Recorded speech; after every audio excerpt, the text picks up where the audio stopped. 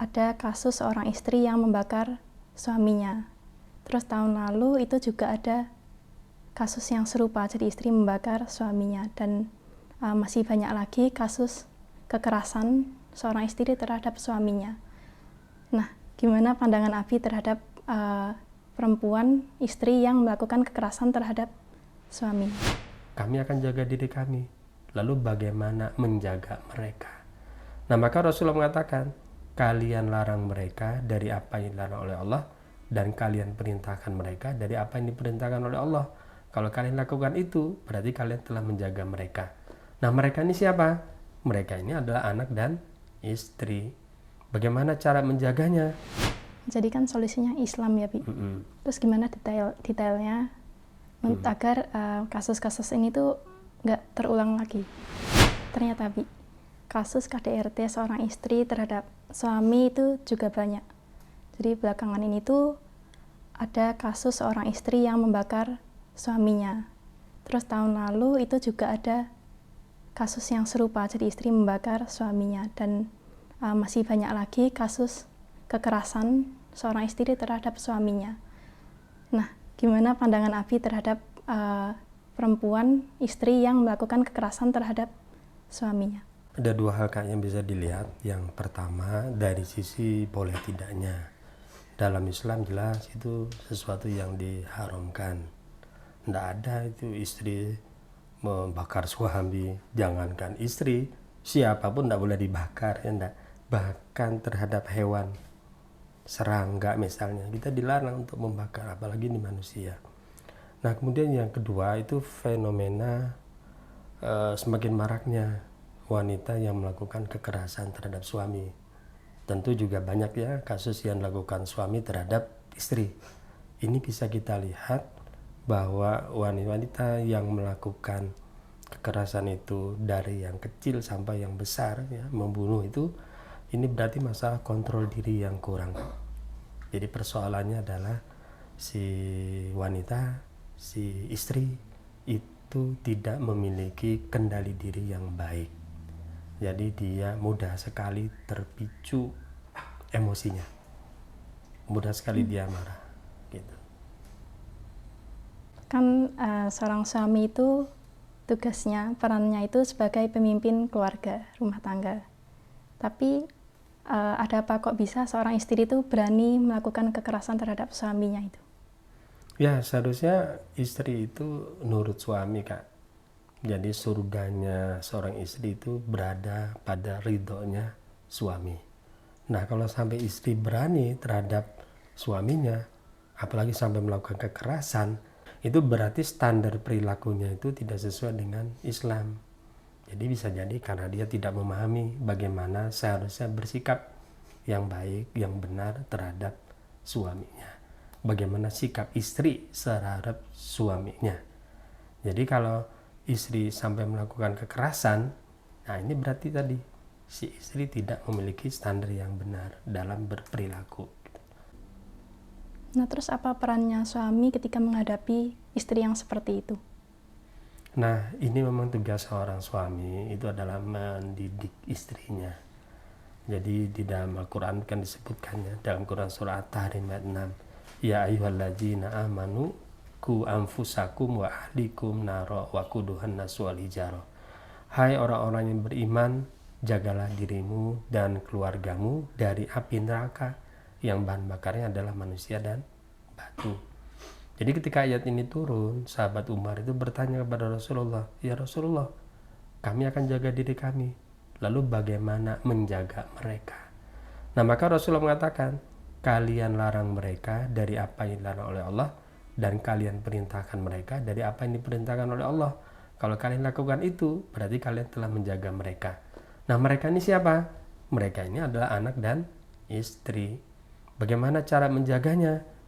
Memastikan bahwa anak dan istri itu berada dalam ketaatan kepada Allah. Menjaga mereka agar mereka menjadi orang yang bertakwa. Bertakwa itu artinya mengikuti perintah Allah dan menjauhi larangan dari Allah. Nah, jadi kalau seandainya suami melihat istrinya sangat temperamental itu, berarti ini memang ini PR bagi suami. Ya, bagaimana agar istrinya itu memiliki standar Islam dalam berperilaku, dalam berpikir. Nah, lalu kemudian bagaimana cara membimbing istrinya? Bisa misalnya istrinya diajak komunikasi dengan baik, diajak pergi ke pengajian, atau kalau suaminya itu memberikan kajian kepada istrinya, itu bisa gitu. Kan itu tadi perannya suami. Kalau istrinya itu gimana kalau misalnya si istri ini melakukan kekerasannya itu karena dia emang mendapat tekanan yang berat, terus misalnya dia kena baby blues atau apa, dan sementara emang mentalnya tuh juga rapuh, itu si istri itu harus melakukan apa, Bi? Nah, si istri kalau menyadari itu, dia harus sadar diri, dia harus tahu, oh ternyata aku punya masalah nih, dan masalah emosi yang rapuh tadi, ini kan masalah mental ya Kak, itu berarti memang dia harus menguatkan mentalitas dia. Nah, caranya gimana? Caranya yang pertama itu dia menjadikan Islam untuk mengatur pikiran dan perasaannya. Jadi Islam itu mengatur pikiran perasaan loh Kak. Jadi kalau seandainya kita itu emosi, Islam itu menyuruh kita untuk bersabar, ya nak? Menahan diri, tidak meluapkan emosi kita. Nah, jadi si istri harus menyadari, ini ada nih caranya. Caranya gimana?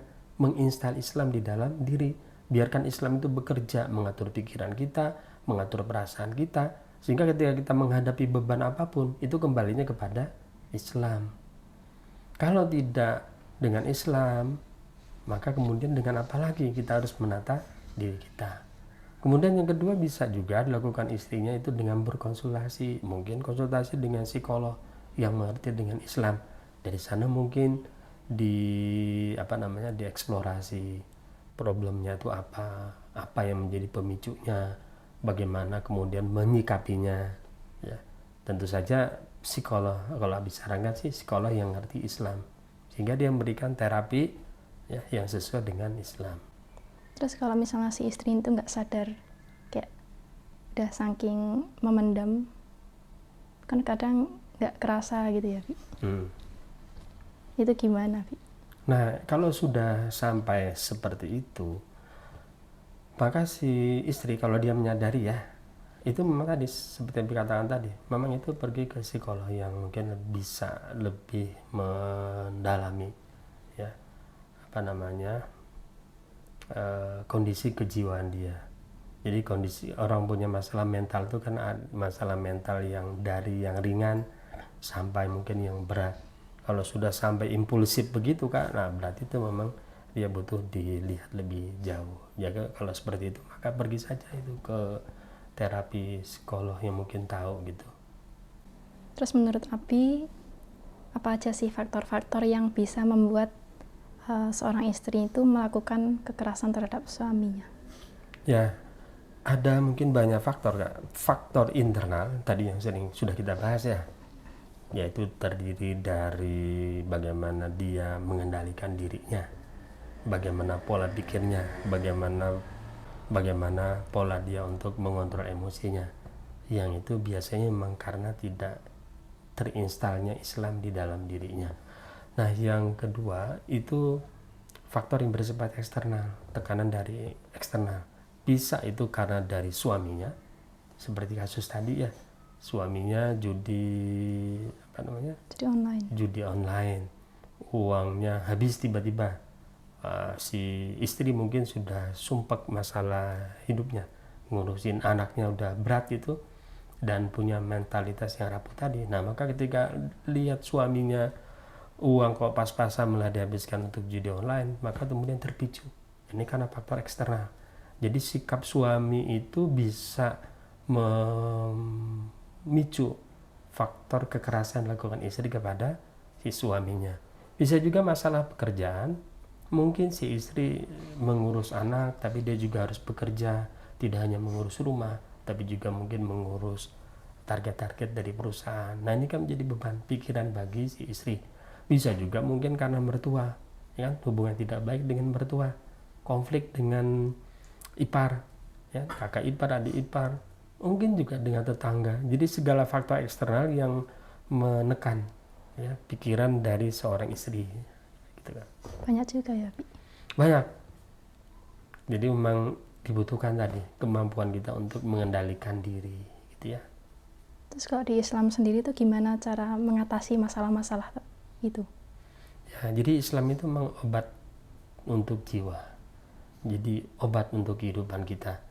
Jadi kalau kita itu hidup terasa sumpek, terasa punya masalah, maka memang kita harus menyadari jangan-jangan itu karena kita sudah terlalu jauh meninggalkan Islam.